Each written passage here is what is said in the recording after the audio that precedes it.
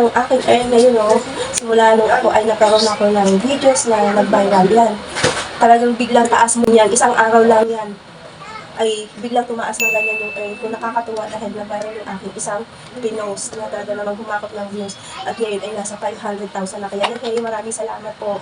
At po yung aking kita na yan ay maliit lang po yan kung para sa mga malalaking content creator. Tayo mga maliliit lang is ako masaya na po ako sa may makita nga lang akong earn dyan sa aking mga videos ay natutuwa na ako. Ay ano pa kaya yan ay napakalaking bagay na po yan para sa aming mga maliliit na content creator. Kaya sa mga ano po dyan, sana po pasukin po sa aming mga videos, sa aming mga content creator na maliliit. Kaya maraming salamat po. Saan nga ba po ba tayo pwedeng mag-post na para mas malaki yung ating kita? Siyempre po sa in-stream ads ay napakalaki po nakitaan dito sa in-stream ads, lalo malaki ang iyong mga views. At yan guys yung aking reels. Yung aking 1.8 million views ay 4.30 lang yung aking kita. Dahil sa in-stream ads guys ay kahit naka-views ka lang ng 100, 200 at kahit paano ay may kita po yan na kahit 0.2, 3, 4 basta may magkaroon na naman. Pero pagka oras po nag-viral po yan, ayan katulad yan sa akin ay umabot ka agad yun ng ganyang kalaki.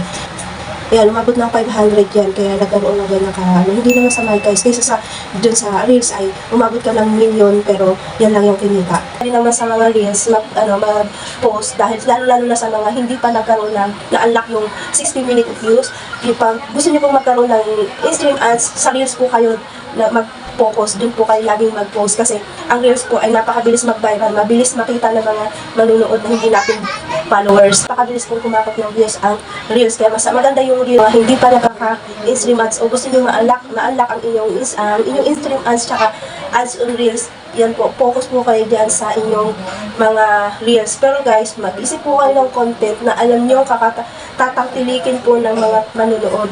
Yes, dahil pag oras na nagustuhan po ang inyong mga video dyan sa reels, ay hindi nyo na po kailangang makiusap sa inyong mga kamag-anak na kayo ay panoorin. Dahil masasaktan lang kayo dahil hindi talaga kayo panoorin ng inyong mga kamag-anak. Kasi lalo-lalo na po yung mga inyong followers.